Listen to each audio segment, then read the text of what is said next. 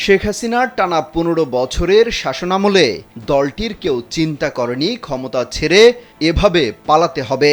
ছাত্র জনতার অভ্যুত্থানে সেই ইতিহাসও রচিত হয়েছে। ৫ আগস্টের পর আওয়ামী লীগ অনেকটাই হাওয়া হয়ে গিয়েছিল। তবে আবারও সরব হতে শুরু করেছে দলটির কেউ কেউ। বিশেষ করে সামাজিক যোগাযোগ মাধ্যমে দিচ্ছেন স্ট্যাটাস, গণমাধ্যমে পাঠাচ্ছেন বিবৃতি। গেল কয়েকদিনে নির্বাচন নিয়েই বেশি কথা বলেছে আওয়ামী লীগের নেতারা। এর মধ্যে শেখ হাসিনার ছেলে সজীব ওয়াজেদ জয় নির্বাচন ইস্যুতে আওয়ামী লীগের অবস্থান স্পষ্ট করেছেন।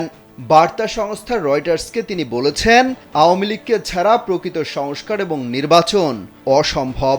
জয়ের এমন কথায় অনেকটা পরিষ্কার যে আগামী নির্বাচনের জন্য তাদের দল প্রস্তুতি নেওয়া শুরু করেছে। যদিও দলের শীর্ষ পর্যায়ের বেশিরভাগ নেতাই জেলে নয়তো দেশের বাইরে পালিয়ে গেছেন। এদিকে আওয়ামী লীগকে রাজনীতি থেকে নিষিদ্ধ কিংবা ১০ বছর দূরে রাখার বিষয়টিও সামনে এসেছে। এ নিয়ে আলোচনা সমালোচনাও হচ্ছে। প্রতিবাদে সরব হয়েছেন আওয়ামী লীগের যুগ্ম সাধারণ সম্পাদক মোহাম্মদ মাহবুবুল আলম হানিফ। তীব্র নিন্দা ও প্রতিবাদ জানিয়ে দিয়েছেন বিবৃতিও।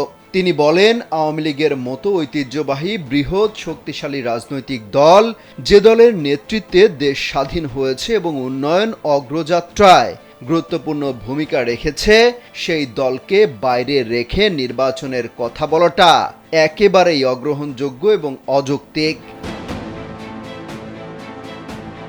আওয়ামী লীগ আগের চেয়ে আরও শক্তিশালী হয়ে ফিরে আসবে বলেও জানিয়েছিল হাসিনা পুত্র সজীব ওয়াজেদ জয়।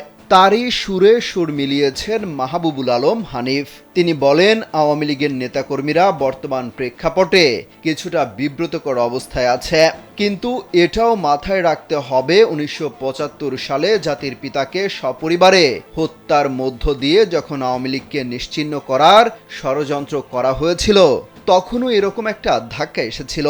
সেই সময়ও আওয়ামী লীগ ঘুরে দাঁড়িয়েছিল। অতএব আওয়ামী লীগ আবার অতীতের মতো ঘুরে দাঁড়াবে এবং আগামী সংসদ নির্বাচনে অংশ নেবে।